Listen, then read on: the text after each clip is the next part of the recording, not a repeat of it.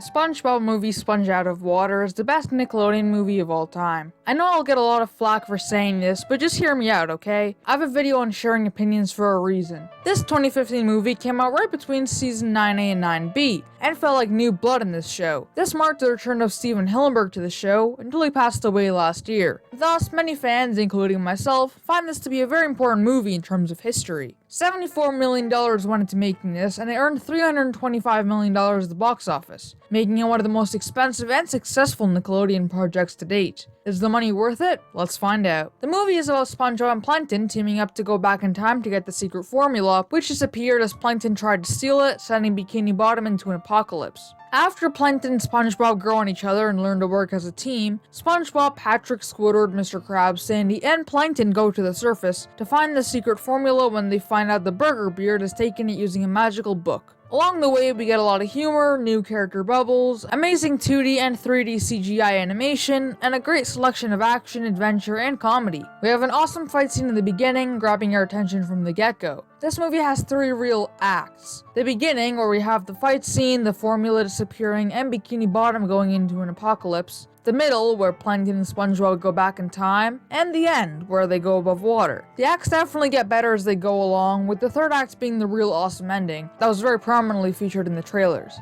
A lot of people criticize the first movie for not featuring any of the secondary characters, but this film's third act heavily improved on that aspect and gave us our 6 main characters in action. Although something weird is that in the credits, Mrs. Puff, Pearl, and Larry come before Squidward and Sandy in the line of characters, even though the latter 2 aren't even in the movie. So that was just a funny thing to think about. Let's talk characters. SpongeBob is great here, he's just like he always is, and he doesn't have any annoyingly oblivious moments here. I liked his design and power in the CG version, and it was very clever, and Tom Kenny did a fantastic job here, as always. Plankton is absolutely fantastic here, Doug Lawrence did great with his lines, and some of my favorite scenes here were with Plankton. I loved how he was a giant on the surface, and calling him Plankton was pretty clever, although it does make you wonder if it was a jab at the Hulk. Squidward, while not too prominent in the movie in any act, does get a couple of funny lines, and his CG form was enjoyable to watch. It was always obvious how his power would have something to do with his horrible clarinet playing, and it is useful to the story in some scenes. Sandy was good here, and she does add a lot to the story. From her discovery of the page, to her being the only air-breathing one on the surface, to her CG redesign here, it's all great. Although it was a little annoying how she literally pushed that guy who the others called a porpoise to the water, while knowing what humans are. Carolyn Lawrence is fine here, and certainly pours her all into his character. Mr. Krabs is his usual self, while being a little bit of a mean-spirited jerk to Plankton in Act 1, and even wanting to sacrifice SpongeBob, he did get a little annoying. But his cheapness wasn't flanderized, and his redesign was my favorite of all the characters. His robotic body was awesome, with a really nice shade of red on it, but he was kind of weak for such a cool armor. Now let's talk about some of my favorite moments. I really liked the scenes with SpongeBob and Plankton bantering in Act 2, with scenes like Plankton entering SpongeBob's brain being very creative with the new animation, or Plankton talking to past SpongeBob being really funny. But oh, let's not forget probably my favorite scene, Plankton getting tortured by SpongeBob's laugh. It is paced so cleverly, and it's really funny that someone laughing could be torture for Plankton. Granted, the laughing is annoying, but a rule of comedy is to make the characters in the episode suffer more than the real-life audience, and that's what this scene does extremely well.